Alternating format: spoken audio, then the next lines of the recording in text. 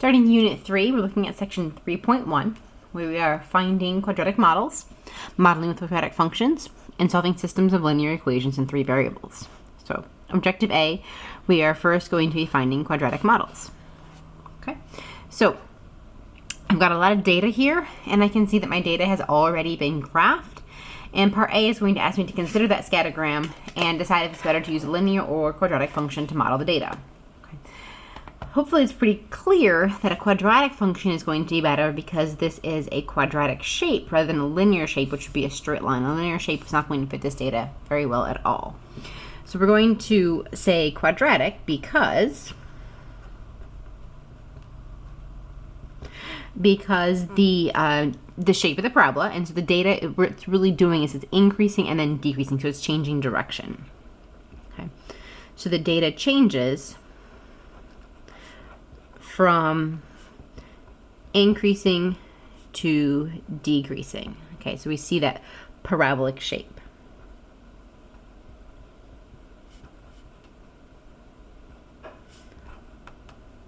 Okay, now this would be true if it had changed in the opposite direction as well. If it had changed from decreasing to increasing, that would also be a parabolic shape.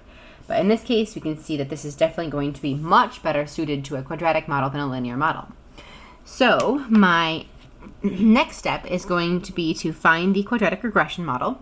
And the very first thing I'm going to need to do is input my data into my calculator. So I've got my calculator here, I'm going to clear, and then go into the stat menu. First I need to edit, so stat option 1, edit, enter the data. And the X or L1 values are going to be these values in the middle column right here. And then the last column over here is going to be my Y values and my L2 values. Let me see if I can type these in real quickly here. 20, 30, 40, 50, 60, 70, and 80. And then 28, 46.5, 57.3, 58.7, 52.5, 43, and last 31.7. After I enter a bunch of data like this, I like to just graph it to make sure that I haven't mistyped something, make sure I can look for something odd. So I'm just going to go into y equals, clear out my old functions from a previous example, and turn my plot 1 on. Then I'm going to go to zoom and choose option 9, zoom stat, to zoom in on the data. Okay, so my data does look very similar to the scattergram that I already see. Oftentimes other questions will ask you to draw the scattergram to make the determination what kind of model to use.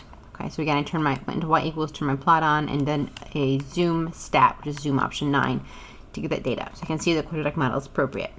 Now we're going to go back into the stat menu. We've already hit 1 for edit. Now I'm going to go over to calculate, and I'm going to choose the type of regression that I need to use.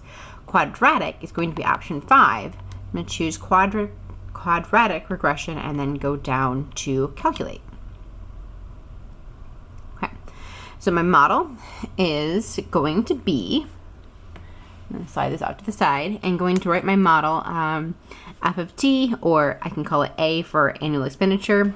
So we'll say A equals f of t is the model, and 3 places are required here. So we're going to say negative 0.031 t squared plus 3.161 t minus 20.914. Okay. And those follow the, I accidentally just cleared it, but those follow the A, B, and C values from my calculator. Okay. I'm going to go back into that regression real fast just to look at those values. So quadratic regression. I know this is going to be blurry because it's at a different height, but you can see hopefully on your screen the A, B, and C values. Now, part B, what is the R squared value?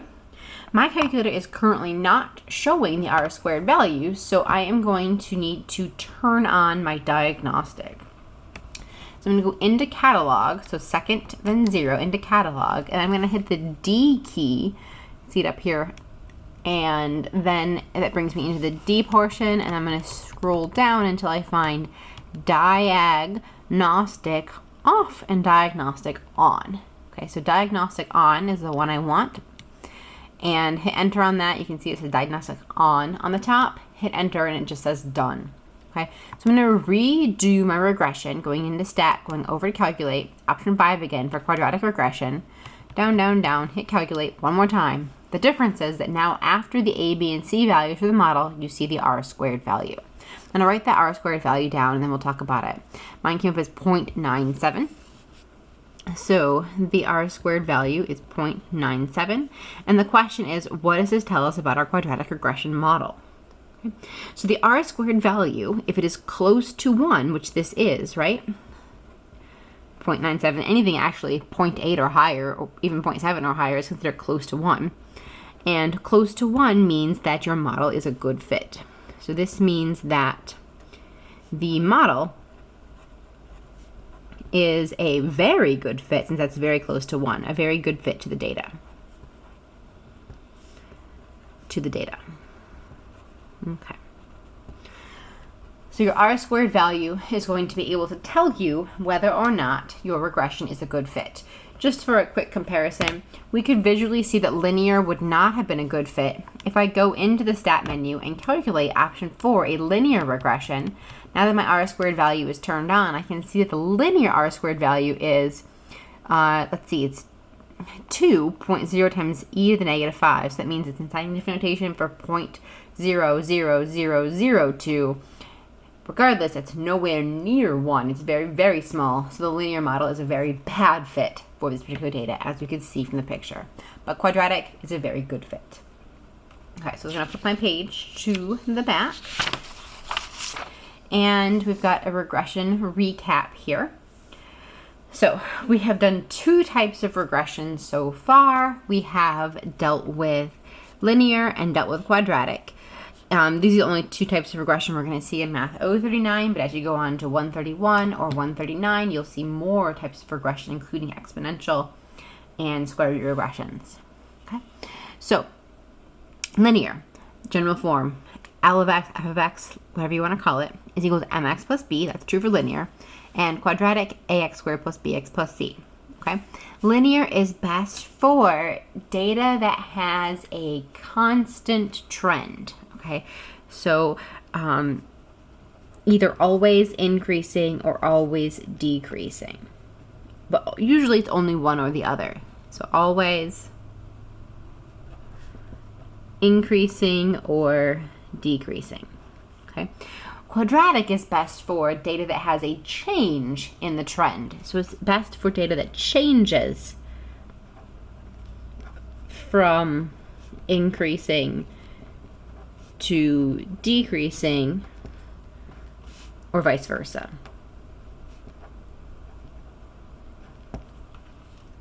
Okay. The next note says something about extrapolation. Okay. So remember that extrapolation is what we call predictions that are far away from the data set. We want to watch out for some problems with extrapolation in both types of data. Okay, so extrapolation, if you have a regression model, it's eventually going to cross the x-axis and give negative predictions. Sometimes negative predictions won't make sense, and that is a problem with some linear models. Okay, quadratic will often make wild extrapolations because of the parabolic shape. So if your data points are all over here, for example, something on this side might all of a sudden not make sense because it's going to show an increase where the data is just showing a decrease. So again, just some thoughts to consider as we look at some of the subsequent examples. Sometimes we want to deal not just with the data, but also with the extrapolation patterns before I choose the model that we're going to use. Okay, so there are 2 ways, again, in our notes here at the bottom, to check which model fits best. The first is by scattergram, and that actually is the graph and the R-squared value are both related to the scattergram. And the second is context. And context is going to be what makes most sense in terms of the data. And again, that's your extrapolation predictions, which model does the best job of extrapolating. You may have a situation where one is better for interpolation and the other is better for extrapolation. So you're going to want to have both models handy in some cases to talk about different predictions. Okay. The last little note right here is just a formal definition of that R-squared value. It's called the coefficient of determination. And again, it's a number between 0 and 1 that gauges how good of a fit the model is. The closer to 1, the better. So again, just phrasing or writing down what we had mentioned on the previous page for our R-squared. Okay. The next page of our notes has the directions for doing our quadratic regression. So stat 1, enter the data, access the calculations menu, stat over to calculate, option 5 is for quadratic regression. And then the optional piece right here, let's see, was for the vars menu, was to make sure that I could automatically put the equation into y equals if I chose. So I didn't do that previously, but let me go into the stat menu just to show what that looks like. Quadratic regression, option 5. Again, the X list is supposed to be L1, Y list is supposed to be L2. If those ever get changed, you can push them back by hitting second 1 for L1, second 2 for L2. The store regression equation is the new note on this page, and there are 2 ways to get there. The first way is hitting the vars key, going over to y vars, enter or 1 for function, and then choosing the location. So if I choose y1, for example, before I hit calculate, the equation doesn't change, but the magic is that the equation auto-populates into y1 where you selected it to be. Okay. So again, that's just a quick review of what we did on the calculator to get our regression model. Okay. The next piece is just about how to turn your diagnostic on, and so how to see your R-squared value. Okay. And again, once you turn it on, with diagnostic on, you'll be able to see the R-squared value in any of the types of regressions that you do. All right, now we're going to do some more examples. We have another set of data. We want to consider the burglary data. I think we might have looked at this before, but now maybe we have a fuller data set. So we've got the burglary data, and I see 2 different scattergrams. Label each as linear or quadratic, so I can see that the first model chosen was the linear model because I see the straight line model, right? Linear model. I can also see the equation mx plus b, that's linear.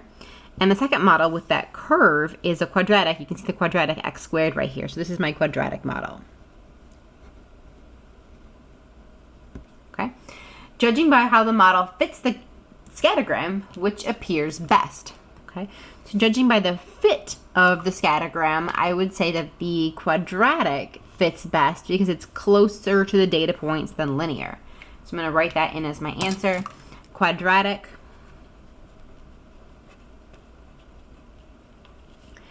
The quadratic model seems to fit best because it is closer to the data points.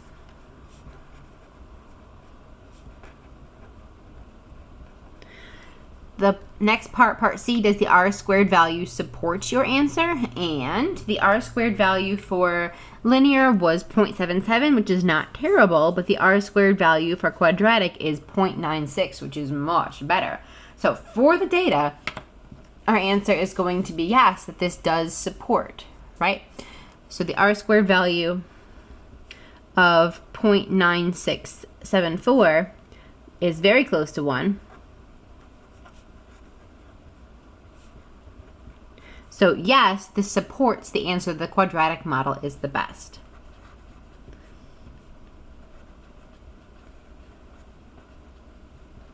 And again, it's the best because it has a higher R-squared value closer to 1 than linear. So yes, quadratic model is better. And because again, it has a higher R-squared than linear.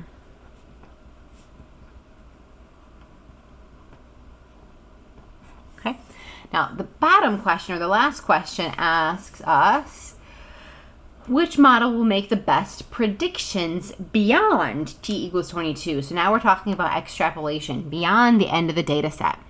Okay? Now, beyond the end of the data set, if you look at your data, you expect the burglary rates probably to continue to drop a little bit. Beyond the end of the data set, your quadratic model is going to turn around, right? You've already seen the vertex somewhere down here. You already see it starting to go up. It's going to go up further. The linear model is going to continue to go down. So beyond the data set, what makes sense in this context is the linear model. Okay? We don't expect the burglary rates to all of a sudden jump after the 22nd year value. So we expect that linear will make the best predictions. extrapolated predictions. Make the best predictions. Oops.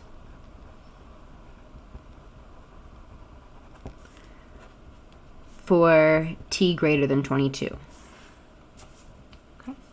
So we don't always want the quadratic model. Sometimes the linear model is going to be better. Quadratic model will certainly be better inside the data set, but it might not make the best predictions outside.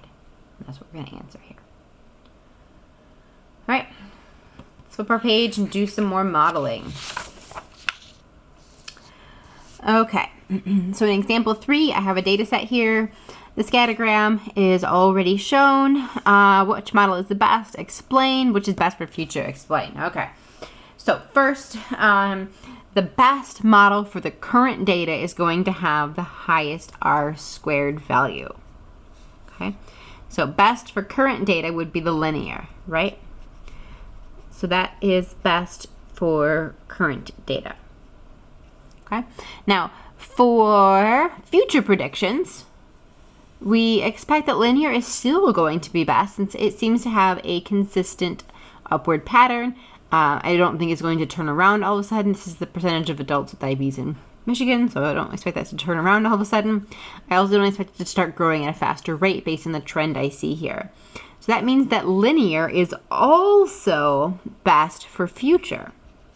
So in this context, linear is going to be best in both. Look at the next one. Okay, this is the number of Home Depot stores. So we predict here that, with this particular shape and R² value, quadratic is currently best, right? It has a higher R² value. I see a curving shape right here. This is the best for current values. And I think that as I continue upward, quadratic is also going to be the best. Best for future. But when we say future and we say extrapolated predictions, we do need to consider both sides of the data set. So I want to consider both further beyond in the future and the past. In the past, linear trend is still good on this one, but in the past, a quadratic trend is going to have this one jumping all the way up, whereas a linear trend would have it continue to decline. So that one is more likely to have linear best in the past. So again, just something to think about. We weren't specifically asked about the past, but I want to think about it because sometimes the answer changes depending on which portion of the graph you're looking at. Quadratic is better here in the future and in the current data set, but not in the past. All right, the last one, this is the US AIDS rate for 100,000 people. This is a case where R² values, neither of them are very high because it's not going to be precisely a model of either sort, but quadratic is higher. So quadratic does have the best current. So it doesn't have to be super close to 1. It doesn't have to be in the 0.9s. It can be in the 0.8s to be best. That's best current. And also best in the future. We do expect these values to drop again. So I'm also going to say that this one is the best future. Okay. Just giving us some variety and some ability to make distinctions about which model is best. Okay. Let's take a look at the warnings on the next page, and then we'll get to do some modeling for ourselves in part B. Okay. Warnings. Almost always, a quadratic model will have a higher R² value than a linear model for any data set. But it's not practical to always use quadratic models. So look at the scattergram. If the data is not forming a definite curve, you're going to want to use linear. Okay. Now, notice that you can see that happening on this previous first example. Linear was better, but only very slightly, right? 0.996, 0.992, they're both very, very close to 1. If they're very, very close, or even if quadratic is slightly higher, if it happens to look linear, use linear. So use your judgment over R² value. The quadratic R² is almost always high in comparison to linear. Okay. The other warning is that often real-world data does not form a clear pattern. Instead, it's more scattered, hence the name scattergram. again, if the data is not curved and forming a general increasing or decreasing trend with no arc, then use linear. Okay, so this is a general downward trend, so you're going to want to use linear in this case as well, even though the R-squared value could be higher in a quadratic. Okay, and again, another note at the bottom, these are just a couple issues that can arise fitting models. There are also many other possible models that are not covered in this class, but will be covered in further courses, and you can see some of those in Excel or in your calculator. So we want to keep in mind that linear and quadratic are only two options, and neither may actually be the best for your model.